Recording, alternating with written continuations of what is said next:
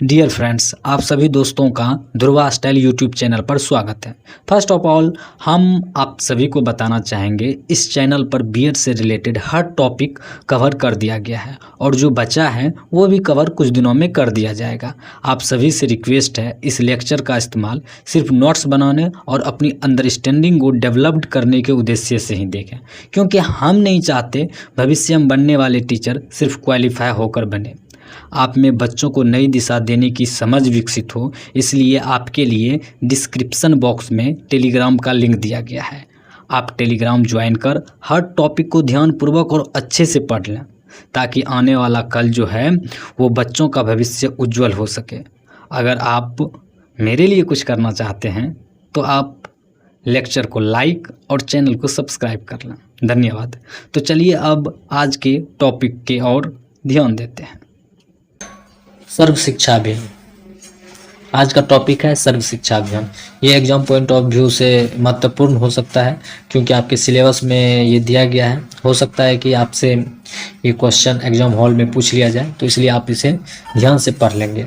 तो चलिए स्टार्ट करते हैं। सर्व शिक्षा अभियान सबके लिए शिक्षा हेतु जन आंदोलन है, जिसका उद्देश्य विद्यालय गतिविधियों में समुदाय को सक्रिय सहभागिता से सभी समुदाय एवं वर्गों को संतोषजनक, गुणवत्तापूर्ण, उपयोगी एवं प्रासंगिक शिक्षा उपलब्ध कराना है। इसका उद्देश्य 6 से 14 आयु वर्ग के सभी बच्चों को उपयोगी तथा कोटिपरक शिक्षा प्रदान करना है। ये जो है इनके गुणवत्तापूर्वक होना चाहिए। इसमें 6 से 14 वर्ष के आयु वर्ग के सभी बच्चों को, तथा यह प्रारंभिक शिक्षा का मिशन रूप में प्रदान करने संबंधी जरूरत को पूरा करने का एक प्रयास है। इस कार्यक्रम में स्त्री पुरुष असमानता तथा सामाजिक अंतर को समाप्त करने की परिकल्पना भी की गई है। जैसा कि आप लोगों को पता है कि यह सर्व शिक्षा अभियान 2002 में आया गया था। इसमें इसका जो कार्यक्रम है स्त्री पुरुष की असमानता को तथा सामाजिक अंतर को समाप्त करने की परिकल्पना की गई थी। अक्टूबर 1998 में हुए राज्यों के शिक्षा मंत्रियों के सम्मेलन की सिफारिशों के आधार पर समुदाय की सहभागिता से प्रारंभिक शिक्षा के सार्वजनिकीकरण के लिए सर्व शिक्षा अभियान को नवंबर 2000 में मंजूरी दी गई। राजस्थान में ये योजना वर्ष 2001 और 2002 में प्रारंभिक शिक्षा को सुदृढ़ीकरण व संपूर्ण साक्षरता के लक्ष्य को प्राप्त करने हेतु भारत सरकार व राज्य सरकार की 85-15 की भागीदारी से शुरू की गई थी। अब यह भागीदारी जो है 65-35 होना चाहिए, 65-35 कर दी गई है, जिसकी नोडल एजेंसी राजस्थान प्रारंभिक शिक्षा परिषद है। इस कार्यक्रम में पूरा देश सम्मिलित है और इससे 11 लाख शहरों तथा नगरीय क्षेत्रों को 9.2 करोड़ बालक लाभान्वित हो रहे हैं। देख सकते हैं कि इस कार्यक्रम में पूरा देश सम्मिलित है और इसमें कितने शहर और नगरीय क्षेत्रों में लगभग 9.2 करोड़ बालक लाभान्वित हो रहे हैं। वर्तमान में 8.5 लाख प्राथमिक तथा उच्च प्राथमिक विद्यालय है। इस तरह से आप इस डाटा को याद रख लेंगे कि जो प्राथमिक विद्यालय है 8.5 लाख प्राथमिक तथा उच्च प्राथमिक विद्यालय और 33 लाख शिक्षक भी इस कार्यक्रम की सीमा में आते हैं। 33 लाख टीचर्स हैं।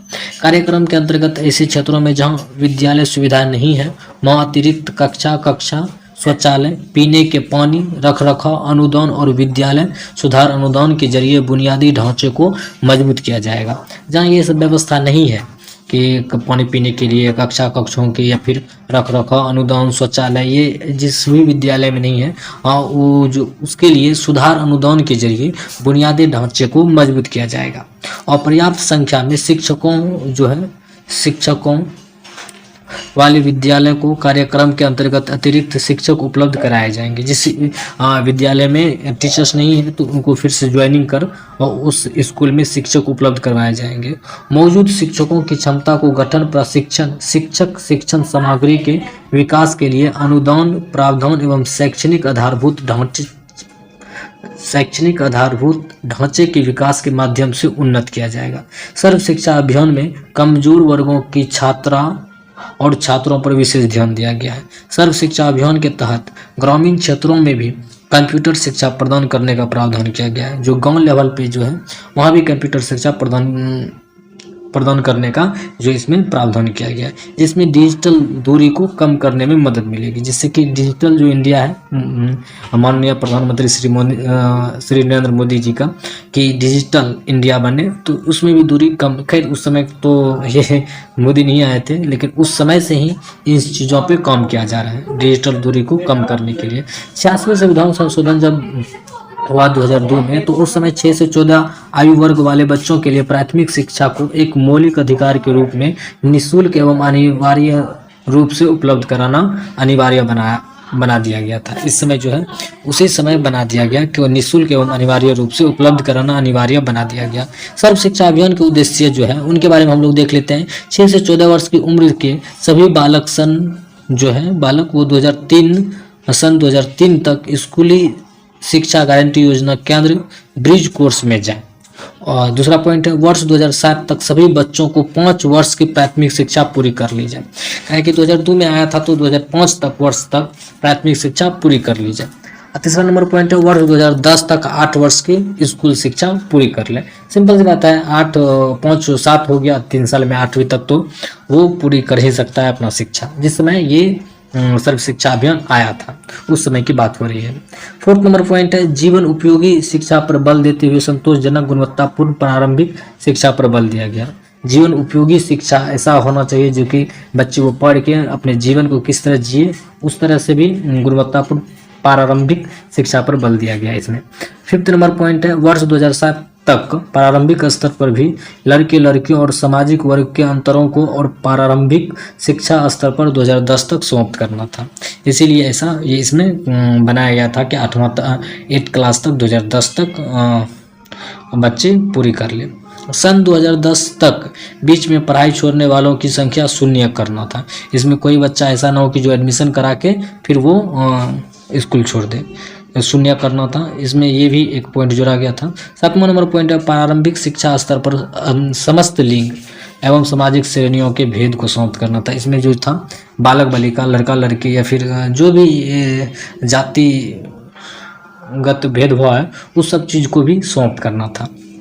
नंबर 8 नंबर पॉइंट है, सभी बच्चों के लिए वर्ष 2003 तक स्कूल शिक्षा गारंटी केंद्र, वैकल्पिक school, back to school civil की उपलब्धता, इस सब के माध्यम से बच्चों को स्कूलों की तरफ आकर्षित किया जा रहा था। नंबर 9 पॉइंट में, साक्षरता, पुस्तकालय, पोषण, खेल कूद, महिला सबलीकरण जैसे कर्मियों के द्वारा जन समुदाय एवं विद्यालयों में साझेदारी का विकास करना था। नंबर 10 पॉइंट में है, जीवन कौशलों को बढ़ावा देकर शिक्षा को बच्चों के लिए प्रासंगिक बनाना था। जीवन कौशलों को बढ़ावा देकर जीवन में क्या क्या मतलब हर तरह के कौशल विकास को उनके अंदर डेवलप करना था। सर्व शिक्षा अभियान के क्या क्या लाभ हैं उनके बारे में लोग डिस्कस कर लेते हैं।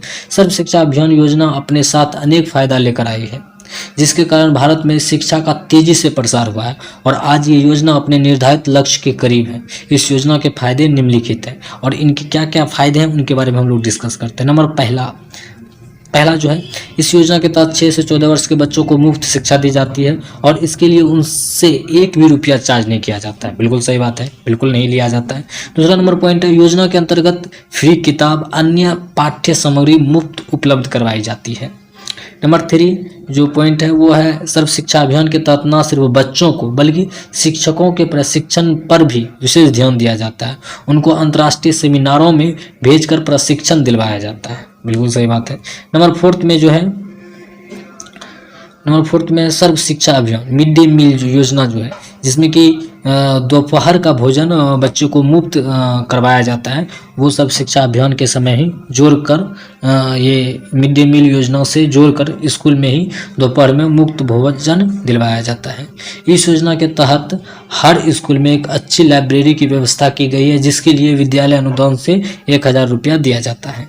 सर्व शिक्षा अभियान के दूरस्थ शिक्षा से जोड़ा गया है, जो कि दूरस्थ शिक्षा जिसके अंतर्गत कोई भी बच्चा बिना स्कूल गए घर पर रहकर भी शिक्षा प्राप्त कर सकता है। इसमें हर तरह से जोड़ा गया, जो कि बच्चे दूर दूर तक अगर नहीं आ पाते हैं स्कूल, उसको भी सर्व शिक्षा अभियान के योजना के तहत बच्चे को पढ़ाए जाने का व्यवस्था किया गया इसमें। और बहुत ही अच्छी योजना थी सर्व शिक्षा अभियान। जिस समय ये आई थी शायद हम भी उस समय पढ़ रहे थे, क्योंकि जब भी जाते थे वो आप देखे ही होंगे पेंसिल पे एक तरफ लड़का और लड़की का बैठा हुआ, बहुत सारे स्कूलों में वो फिगर बनाया जाता था और जिस समय हम जाते थे उस समय वो बहुत फेमस था फिगर, हम लोगों के दिमाग में बस गया था वो फिगर।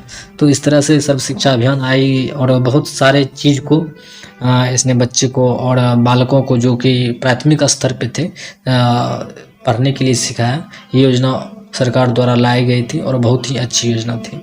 और ठीक है, आज की वीडियो इसी जगह समाप्त होती है, ये लेक्चर इसी जगह समाप्त करते हैं। बहुत कम पॉइंट में मैंने इसको डील किया है, अगर आप लोग चाहते हैं तो इस पॉइंट को अपने तरफ से भी कुछ जोड़ के बड़ा कर सकते हैं। वैसे एक्चुअली ये वीडियो सफिशिएंट है एग्जाम पॉइंट ऑफ व्यू से।